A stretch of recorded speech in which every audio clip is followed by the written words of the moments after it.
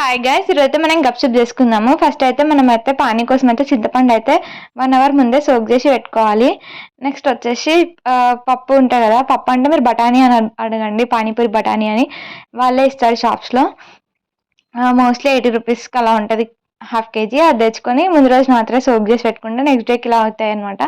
వాటిని కుక్కర్లో 10-15 విజిల్స్కి ఇలా ఉడికిపోతుంది అది. అండ్ నెక్స్ట్ అది పక్కన పెట్టేసుకొని నెక్స్ట్ వచ్చేసి మనం కొత్తిమీర అండ్ పుదీనా అండ్ పచ్చిమిర్చి అయితే మిక్సీ పట్టేసుకోవాలి పానీ కోసం. అండ్ నెక్స్ట్ అందులోనే కొంచెం వాటర్ యాడ్ చేసి మంచిగా ఫైన్ పేస్ట్ చేసుకోవాలి అది.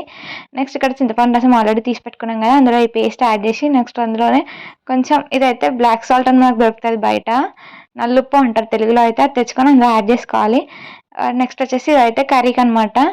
ఫస్ట్ అయితే కర్రీకి నూనె యాడ్ చేసుకొని బండిలో కొంచెం ఆయిల్ యాడ్ చేసుకోవాలి. అందులో నెక్స్ట్ ఆనియన్స్, సాల్ట్ అండ్ కొంచెం అల్లం వెల్లుల్లి పేస్ట్ క్లిప్ మిస్ అయింది. అండ్ నెక్స్ట్ వచ్చేసి పసుపు అండ్ పచ్చిమిర్చి కూడా యాడ్ చేసుకొని మంచిగా మిక్స్ చేసుకోవాలన్నమాట. మిక్స్ చేసుకున్న తర్వాత కొంచెం ఉడకంగానే అందులోనే టమాటో ముక్కలు కూడా యాడ్ చేసేసుకొని ఒకటి. అండ్ నెక్స్ట్ అందులోనే అది ఉడకంగా తర్వాతకి కొంచెం జీరా పౌడర్ కూడా యాడ్ చేసుకొని నెక్స్ట్ వచ్చేసేసి పప్పు ఉడికింది ఉంది కదా ఆల్రెడీ, అది కూడా యాడ్ చేసుకొని మంచిగా మిక్స్ చేసుకోవాలన్నమాట.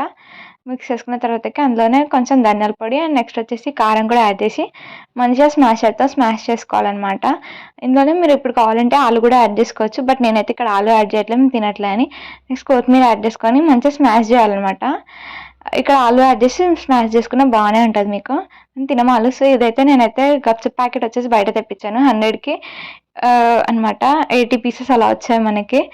నెక్స్ట్ వచ్చేసి పానీ ఇంట్లో చేసిందే, ఇది కూడా ఇంట్లో చేసిందే. ఎప్పుడు మేమైతే గప్చుప్ ఇంట్లో చేస్తాము, ఈసారి ఓపిక లేదని బయట నుంచి తెప్పించా. మీకు ఎప్పుడైనా చూపిస్తాను చేసినప్పుడు. Okay bye.